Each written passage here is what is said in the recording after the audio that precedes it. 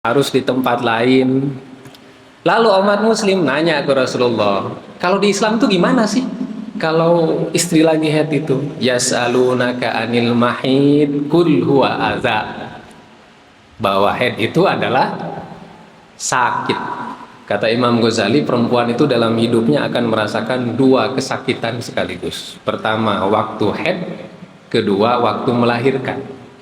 Yang dimaksud adza di situ adalah sakit, bukan penyakit, bukan kotoran.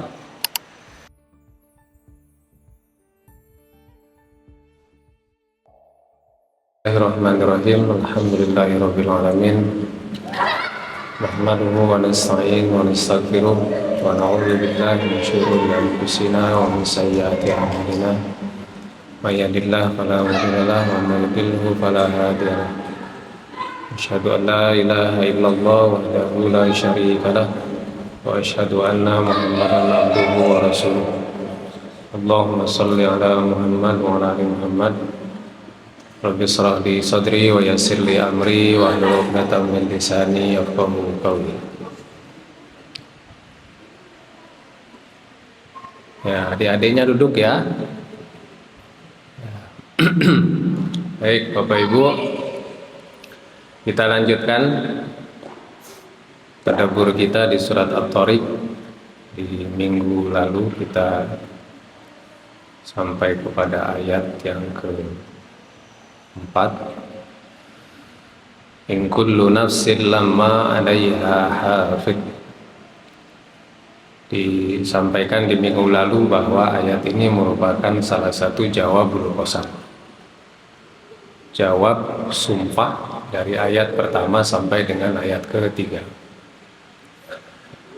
Kita sedikit mulangi. Di ayat pertama, di ayat kedua dan juga ketiga disampaikan tentang makna At-Thariq, ya, bahwa At-Thariq itu adalah gugusan bintang atau bintang yang mengetuk, dan dia hanya akan datang pada waktu malam hari. Kemudian Allah mengatakan tentang apa itu At-Thariq, apa bintang yang datang pada malam hari itu. Walaupun kalimatnya wa ma adra, yaitu menandakan bahwa sesuatu tersebut itu jauh di atas batas pengetahuan kita. Tapi meskipun demikian, Allah tetap menyebutkannya di ayat ketiga, bahwa yang dimaksud dengan At-Thariq itu adalah An-Najmus Saqib, yakni bintang yang kelap-kelip, bercahaya banyak, yang cahayanya itu bisa menembus pada kegelapan malam. Bahkan cahayanya itu baru datang ke kita, baru datang ke bumi ketika planetnya sudah hancur, tapi cahayanya baru datang. Itu juga salah satu makna saqib. Di dalam pendapat para penafsir yang disampaikan minggu lalu, salah satu makna dari as-saqib itu dia bintang paling besar.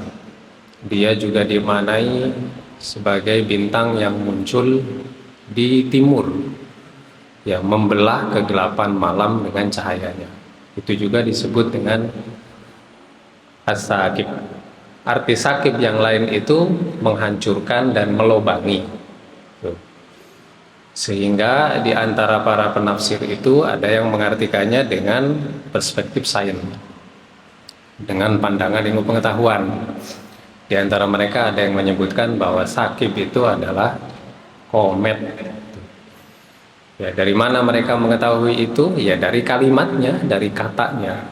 Jadi memang untuk bisa menafsirkan Al-Quran dengan pandangan dan perspektif yang berbeda, memang harus diketahui arti katanya dulu, Bapak Ibu. Kalau kita tidak tahu arti katanya, atau dalam bahasa ulumul Quran disebut i'jaz Quran, kalau tidak paham ya bisa semaunya kita mengartikan atau menafsirkan Al-Quran. Jadi untuk mengerti tafsiran Quran, bisa kita mengetahui beda-beda tafsir Quran, itu harus dimengerti dulu kalimatnya. Atau kalau dalam bahasa kita bukan kalimat,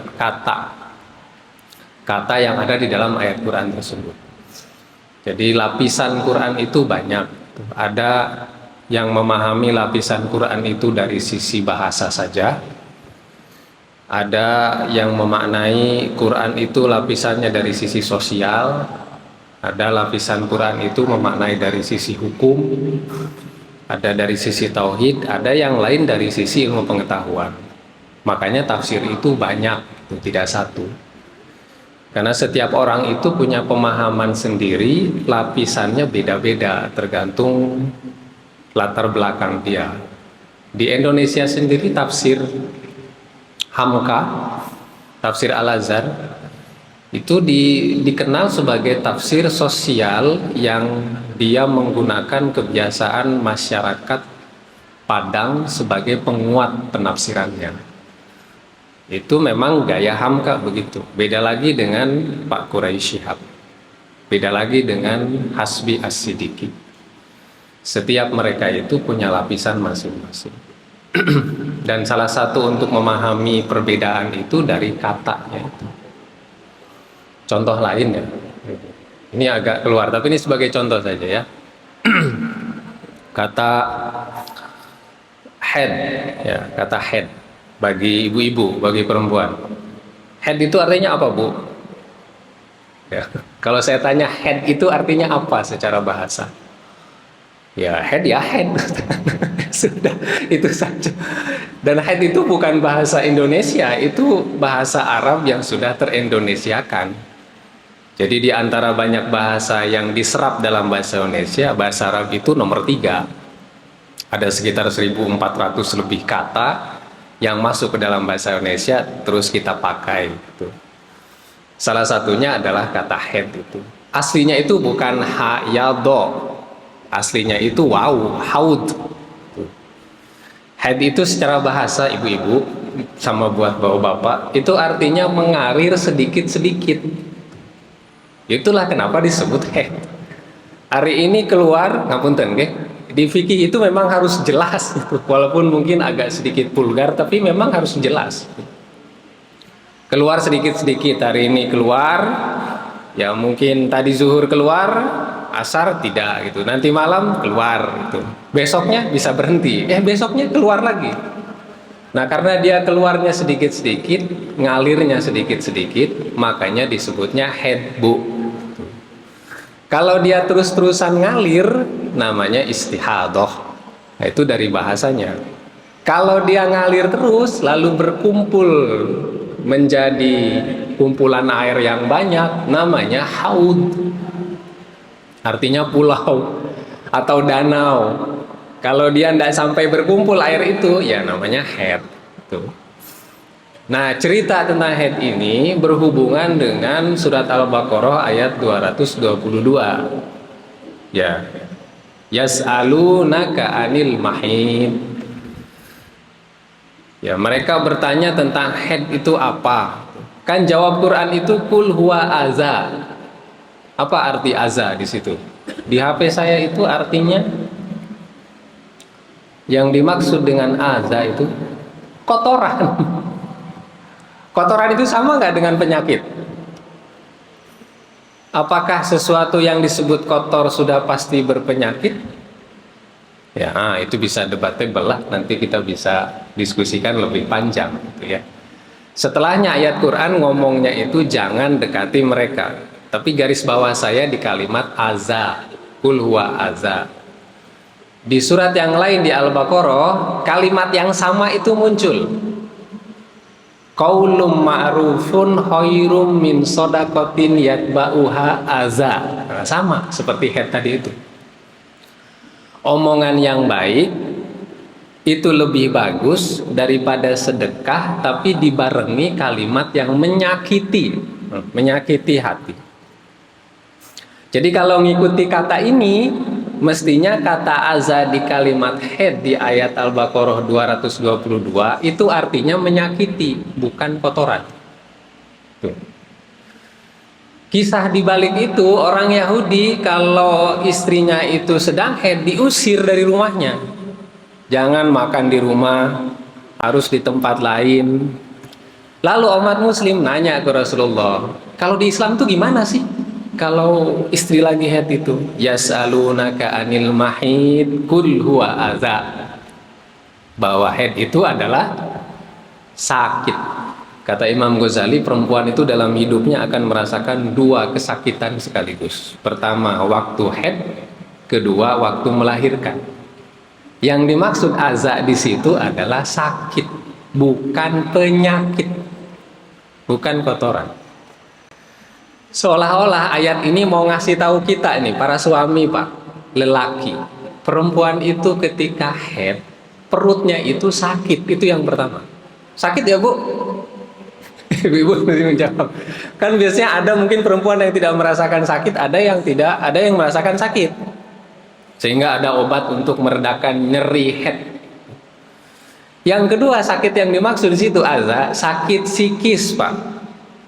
Jadi ketika perempuan head itu kadang selalu tidak jelas, ya, kadang itu suka marah-marah nggak jelas. Tuh, suka kondisinya tidak stabil, itu yang yaitu yang disebut aza. Maka umat muslim dengan disebutkan di ayat ini dibimbing oleh Allah, jangan seperti orang Yahudi ketika istrinya itu haid malah diusir. Jangan diusir karena dia itu sedang sakit di fisik, sakit psikisnya. Kamu harus jagain dia. Itu sebetulnya makna aza di situ. Jadi kalau hanya mengartiin katanya itu kita tidak lengkap, kita juga akan memahami ayat itu tidak lengkap. Sama dengan torik ini di sini. Wasama'i wa torik an-nazmu saqim. Setiap penafsir memiliki gambarannya masing-masing, memiliki pandangannya masing-masing sesuai dengan kalimatnya itu. Ya. Lalu apa hubungan dari setiap yang disebutkan di ayat 1 sampai dengan ayat ketiga? Ketika Allah mengatakan bahwa setiap nafas jiwa itu ada penjaganya.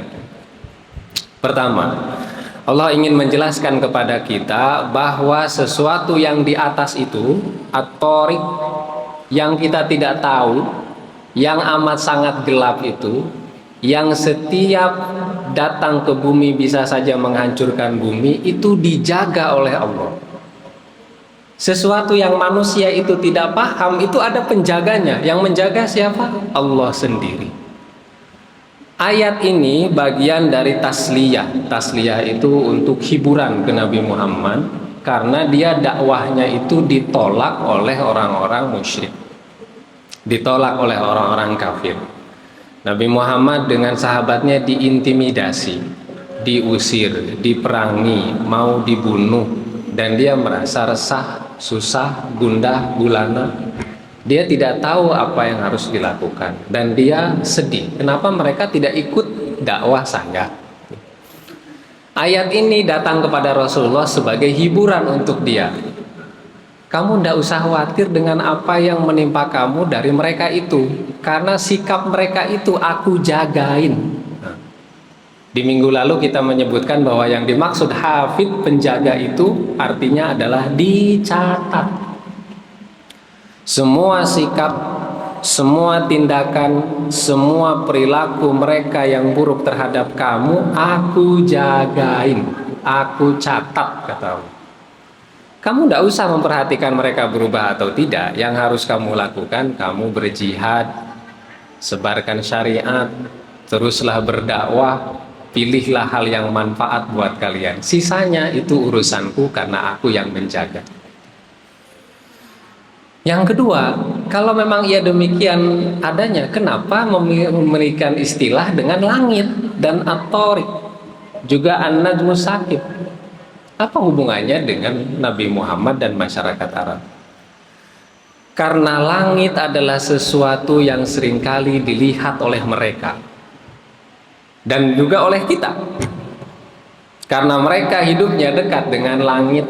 Kalau mereka mau menunjuk arah pada satu tempat tertentu, mereka akan melihat langit. Mereka tahu arah utara, selatan, barat, timur dengan melihat langit dari bintang-bintangnya itu. Karena itulah dijadikan objek sumpah oleh Allah. Karena kebiasaan mereka selalu ke atas. Dan untuk kita, langit itu juga dijadikan satu standar ibadah kita. Kita kalau menentukan Ramadan, menentukan haji, kan juga melihatnya ke langit. Ya kan, kita juga melihat hilal itu juga dekat dengan kita. Karena itulah makanya Allah menyebutkan ini, menyebutkan langit dengan segala rahasianya itu. Semua yang di atas itu, yang sering kamu lihat wahai Muhammad, yang sering kamu tengok sama orang-orang musyrik dan kafir ke atas itu di situ ada penjaganya. Penjaganya itu saya, Allah. Itu aja yang kamu tidak tahu saya jagain. Apalagi orang-orang yang ada di sekitar kamu, yang menghinamu, yang mengintimidasimu, yang memerangimu, yang persekusi kamu, tak catat semua apa yang mereka lakukan kepada kamu. Itu makna dari hafid. Dan ini keterhubungan antara ayat 1, 2, 3, dan 4. 1, 2, 3 itu adalah qasam, 4 itu jawab qasamnya. Qasam itu sumpah, jawab sumpahnya itu ya di ayat keempat ini. Ya, maka yang harus dilakukan setelahnya oleh Nabi Muhammad itu dengan apa yang tadi disebutkan di atas adalah mestinya yang dilakukan itu hafizun yurikubuha wa ya'itu 'alaiha a'maluha fa hina idzin yahiqqu likulli ahad ayyajtahid wa yas'a fi tahsili ahamil muhimmat. Maka karena saya memberitahu ini ke kamu, kata Allah kepada Nabi Muhammad, yang harus engkau lakukan, yang harus sahabatmu kerjakan adalah setiap orang untuk berijtihad, ayyajtahid wayas'a, dan berusaha untuk melakukan yang terbaik, yang penting bagi kehidupannya. Kamu ataupun mereka semuanya akan saya catat, saya jaga. Laksanakan saja syariat-syariat yang sudah saya kasih kepada engkau, pahami itu dengan betul, kasih tahu mereka, dakwahkan mereka terus, sehingga keberuntungan akan kau dapatkan. Itu yang harusnya dilakukan oleh Nabi Muhammad. Dan itu juga semestinya yang kita lakukan. Tak perlu memikirkan apa yang orang lakukan terhadap kita, tak perlu sibuk memikirkan apa yang mereka pikirkan kepada kita. Yang harusnya kita sibukkan itu berijtihad. Berijtihad itu macam-macam. Berijtihad itu bisa belajar seperti ini. Berijtihad itu bisa kita bersujud, ibadah, datang ke masjid. Berijtihad itu bisa puasa sunnah. Berijtihad itu bisa sedekah. Seraya kita senantiasa berdakwah pada nilai-nilai syariat. Itu yang harus dilakukan. Ya. Nah, maka di ayat setelahnya Allah meminta kepada Rasulullah dan kepada umat muslim, ya, untuk segera melihat kepada dirinya sendiri. Karena engkau sudah tahu siapa yang menjaga langit, luasnya angkasa itu ada penjaganya, setiap dirimu itu aku catat, maka supaya engkau itu bisa berubah, yang harus kamu lihat adalah dirimu sendiri. Di dalam tafsir Ar-Razi itu disebutkan bahwa salah satu untuk memahami apa yang penting yang harus dilakukan oleh setiap orang adalah ahammul muhimmat ma'rifatul mabda wa ma'rifatul ma'ad. Salah satunya Bapak Ibu, kita harus mengetahui dari mana asal kita dan mau pergi ke mana. Dengan memahami dua hal itu, maka kita hanya akan melakukan sesuatu yang penting dalam kehidupan ini, khususnya untuk kehidupan akhirat. Makanya di ayat setelahnya Allah menyuruh kita untuk yang zuril insan mimma khuliq. Di situ ada kata fa ini. Di situ ibu-ibu kelihatan ada kata fa di sini. Fal yanzur ini kalau diterjemahkan, maka lihatlah pada diri manusia dari apa dia diciptakan. Ini di depannya ada fa. Fa'us sababiyah. Fa ini maksudnya segera lakukan, jangan tunda-tunda. Kenapa? Karena sudah dikasih tahu di ayat sebelumnya. Saya yang jagain kamu, saya yang jagain langit. Semua orang itu saya jagain, saya tulisin, saya kasih rezekinya, saya tulis takdirnya. Maka kamu sudah tahu nih, setelah ini kamu lihatlah ke dalam diri kamu sendiri. Itu maksud fa di sini. Sudah dikasih fa, ada lamnya sini Bapak Ibu. Fal. Ini lamu takkid. Lam yang menyatakan kepastian harus dilakukan. Sudah segera, cepat-cepat, buru-buru, jangan tunda. Dengan kata fa muncul lam setelahnya. Wajib melihatnya. Ini kalau kata nazoro, kata fal yanzur itu artinya memang melihat. Tapi yang dimaksud di sini bukan melihat dengan mata kepala. Yang dimaksud di sini adalah melihat dengan akal. Yang dimaksud fal yanzur itu coba pikirkan, coba renungi, coba kamu analisa, coba observasi. Apa sih yang diobservasi dan yang harus dipikirkan? Dari mana asal ciptaan kita ini? Itu yang dimaksud fal yanzur. Bukan melihat dengan mata kepala. Kalau dalam obrolan dengan orang Arab biasanya kami juga pakai kata ini, unzur, maksudnya lihat. Tapi sebetulnya kalau di sini lebih kepada lihat dengan berpikir. Kalimat ini juga ada di surat As-Saffat ayat 102, cerita Nabi Ibrahim dengan Nabi Ismail. Ketika Nabi Ibrahim bermimpi menyembelih putranya. Ya bunayya inni aram fil manam anni azbahuka. Wahai anakku, aku melihat engkau dalam mimpiku dan aku menyembelihmu. Kan itu mimpinya Nabi Ibrahim. Apakah setelah mengatakan itu kepada anaknya Ismail, dia langsung meminta putranya untuk tidur terlentang lalu disembelih? Kan tidak. Ayat itu diteruskan lagi kan? Fangzur maza taro, ya kan? Menurutmu, ya fangzur di situ artinya bukan lihat, tapi dia minta pendapat kepada anaknya. Menurutmu gimana nak? Mimpi bapak itu. Coba idemu seperti apa?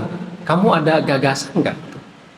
Yang kamu lihat dari mimpi bapak ini apa? Dia tidak hendak menyebutkan melihat dengan mata kepala di surat As-Saffat ayat 102 itu. Tapi dia hendak meminta anaknya itu berpendapat. Pendapat itu muncul kalau orang mikir dulu kan. Nah, bentar saya pikirkan dulu. Setelah ketemu itu setiap kalimat baru dia ucapkan. Jadi makna fal yanzur di surat As-Saffat itu mikir, sama dengan yang di sini. Makna fal yanzur di sini juga mikir. Jadi yang disuruh disegerakan oleh Allah bukan melihat fisik kita, tapi mikirin gimana fisik kita itu jadi. Supaya kita itu betul-betul merasa kita ini dijagain, ada yang nulisin, ada yang mencatat, ada yang ngasih rezeki. Falyanzuril insan, kata manusia, insan kan artinya manusia, nggih, Bapak Ibu. Tapi kata manusia kan di Al-Quran tidak satu.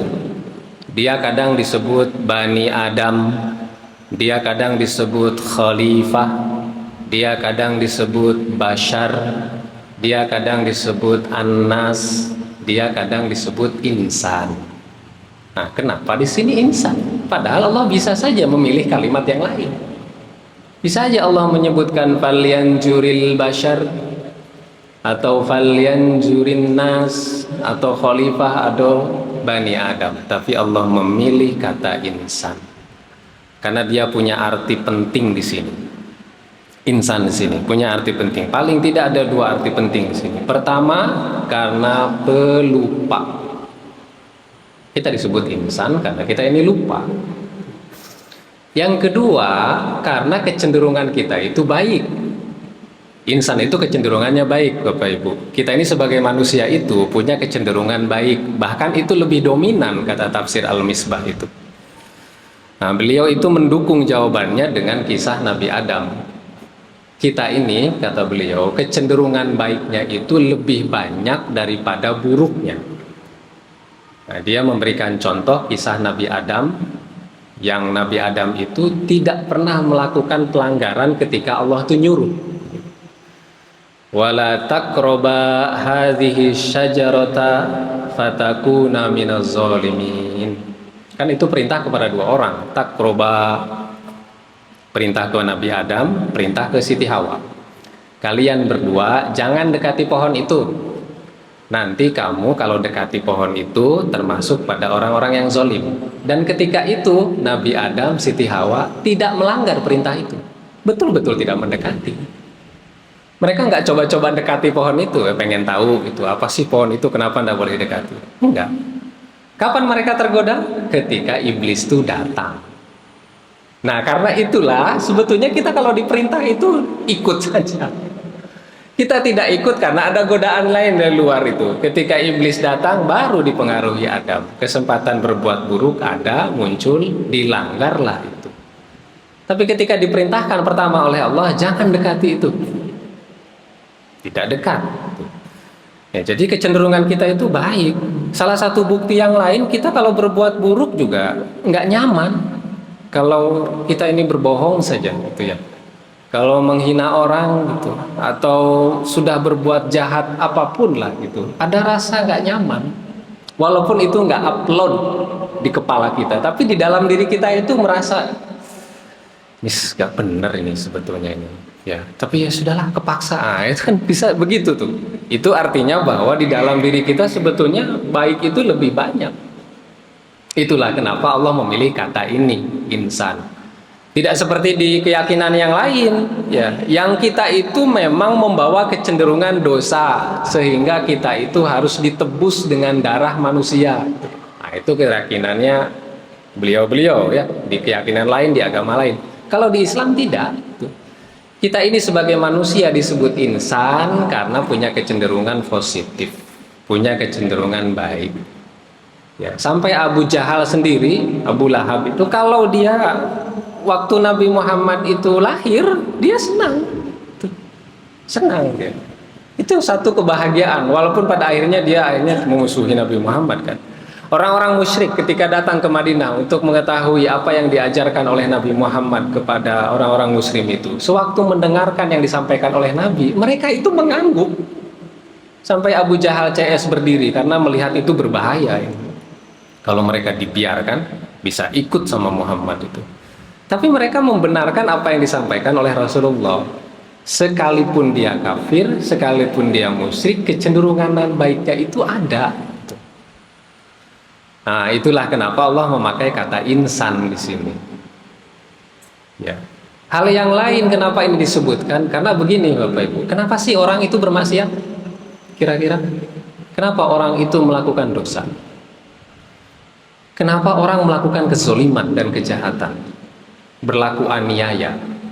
Karena salah satunya dia lupa dari mana asal dia.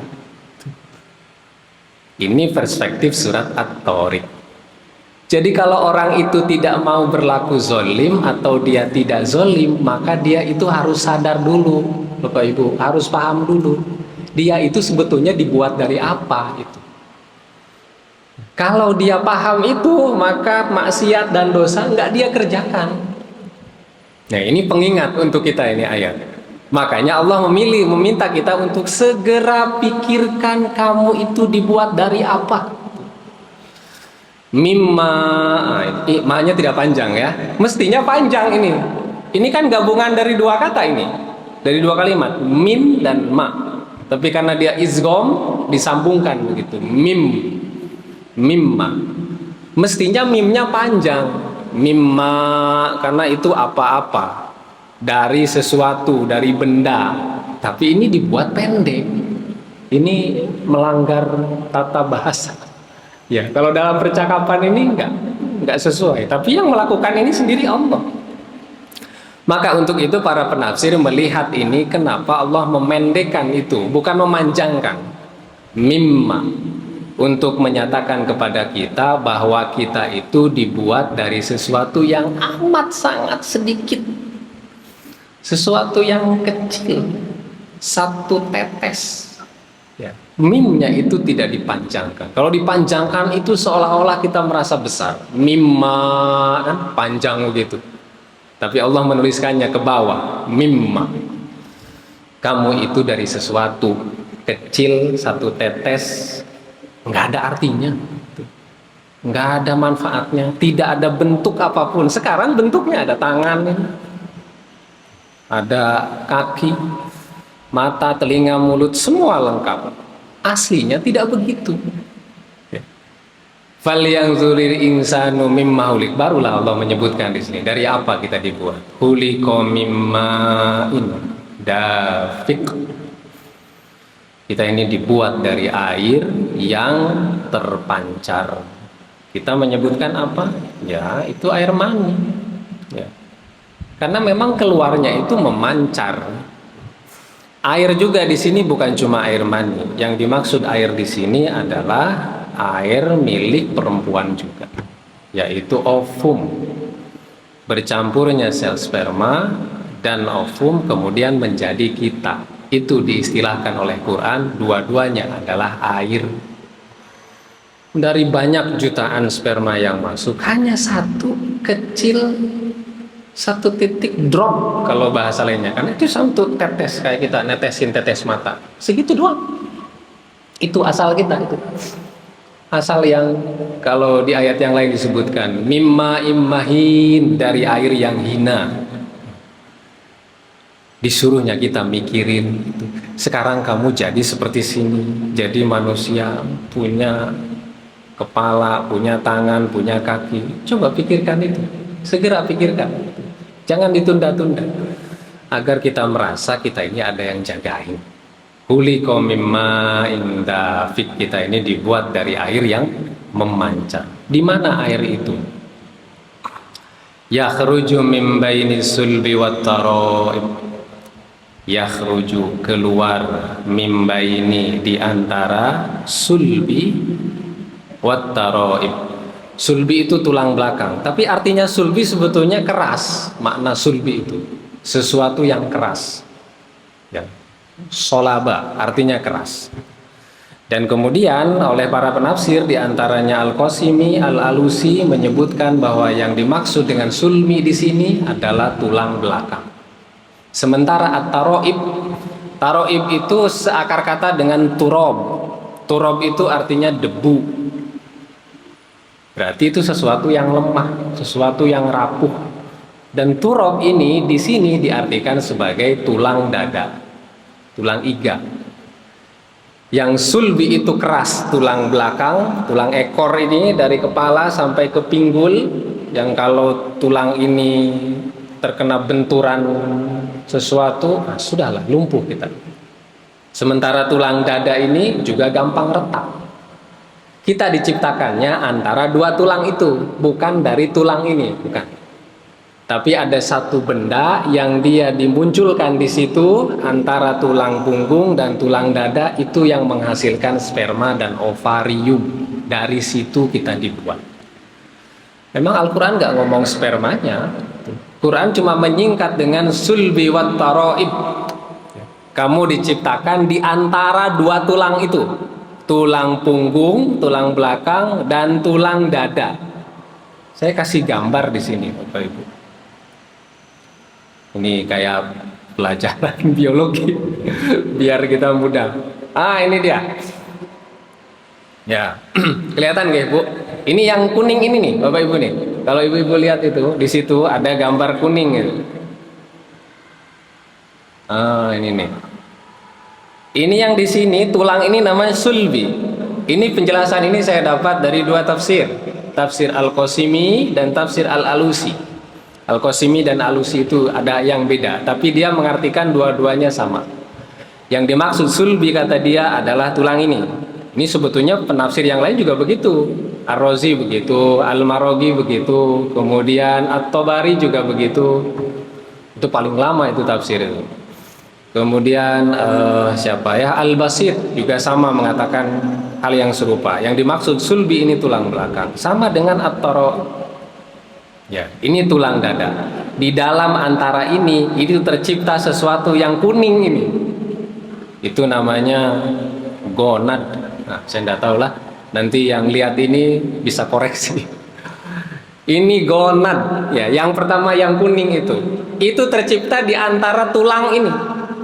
Nanti dari gonad itu akan mengalir di atasnya darah, sumsum tulang, dan otak. Dari otak itu, kata Al-Alusi, membentuk sperma pada laki-laki, testis turun ke bawah, dan di perempuan itu membentuk rahim. Dia menetap di tulang pinggulnya. itu asal kita, Bapak Ibu. Yang menjelaskan ini bukan Allah. Yang menjelaskan ini para penafsir. Apa sebetulnya antara sulbi wa taraib itu? Mereka kemudian mencari tahunya dengan bantuan penjelasan ilmu pengetahuan. Ditemukanlah ini. Ini kata Al-Qasimi, pada ketika orang hamil di minggu kedua dan ketiga, ini yang kuning itu muncul. Lalu dia dikasih nutrisi lewat aorta dan arteri dari jantung, dikasih nutrisi darah. Kalau kata tafsirnya Al-Qasimi, sperma itu aslinya darah. Saya tunjukkan di sini. Ini dia nih. Wa ma'nal ayah annal ma'na bi'tibari aslihi huwa dam, kata dia. Ngapunten guys, sperma pada laki-laki itu kata Al-Qasimi itu aslinya darah. Tapi kata Al-Alusi bukan, dia bukan darah, tapi dia berperan. Dia yang memberikan oksigen, dia yang memberikan nutrisi, ditambah dari otak, ditambah dari sumsum tulang belakang, jadilah sperma. Jadi bukan asalnya dari darah. Kalau kata Al-Alusi, nanti silahkan saintis yang menjelaskan lebih jauh. Saya hanya bisa menjelaskan pada sampai titik ini karena Al-Quran tidak mendetailkan sulbi wa taraib itu apa. Dicari dalam ilmu pengetahuan, ketemulah itu. Dan itu menurut ilmu pengetahuan terciptanya di antara tulang punggung dan tulang dada yang kuning itu, yang disebut dengan gonad. Dari situ muncul testis, dari situ muncul ovarium, jadi kita. Itu yang disuruh dipikirkan oleh Quran. Kalian itu manusia dibuat dari yang itu, kecil. Nah kok nemen banget sih mau berbuat maksiat itu? Kok serius banget pengen menjatuhkan orang? Kok begitu dipikirkannya ingin menyengsarakan orang itu? Kok begitu jahatnya kepada orang itu? Kok tega menganiaya, membunuh? Kamu udah inget kok kamu tuh dari yang kecil. Ini juga untuk mengingatkan kepada orang-orang musyrik itu, kepada orang-orang kafir. Kok bisa kalian menyakiti Nabi Muhammad itu dan para pengikutnya? Sementara kamu seperti Nabi itu sama saja dari yang kecil, dari satu tetes. Coba pikirkan dirimu itu. Dan karenanya kata Allah, saya bisa balikin itu seperti semula. Innahu ala raj'ihi laqadir. Dulu kalian tidak ada, lalu ada lewat air itu. Nanti nggak ada lagi. Dan saya bisa melakukan itu. Dan ketika itu akan ditunjukkan apa yang sudah kalian kerjakan dulu di alam dunia. Kita disuruh mikirin dengan ayat ini. Maka ayat ini meminta kita untuk berpikir tentang apa yang menjadi asal ciptaan kita ini. Sehingga kalau itu dipikirkan mendalam, kita mau bermaksiat. Kalau orang sadar kan ngapain kita bermaksiat? Ada dua yang akan memberikan kesadaran itu. Dia tahu dari apa dia dibuat, dia ngerti kemana dia akan pergi. Kalau ini sudah dipahami, ngapain dia mau berbuat dosa? Ngapain dia mau bermaksiat? Karena dia pasti akan dicatat itu oleh Allah, akan diberitahu, akan ditunjukkan. Tidak akan lagi dia ada penolong di situ. Kalau dia paham itu bukan tahu. Kalau tahu mah gampang, semua kita tahu. Paham. Makanya Allah nyuruhnya mikir biar paham. Sehingga kita tidak melakukan kezoliman, tidak melakukan kejahatan, tidak melakukan penganiayaan, tidak untuk kepentingan diri sendiri. Karena kita memahami dua hal. Kita diciptakan dari sesuatu yang kecil dan kita bakal kembali lagi kepada Allah. Kalau itu udah dipahami, nggak akan ada keburukan. Ya. Tapi kita lupa, makanya diingatkan oleh Allah. Ya, Bapak Ibu, selanjutnya kita lanjutkan di minggu yang akan datang. Ya, mudah-mudahan ini menjadi sedikit inspirasi untuk kita semua dan memberikan pengetahuan lain. Syukron. Allahu a'lam bishawab. Assalamualaikum warahmatullahi wabarakatuh.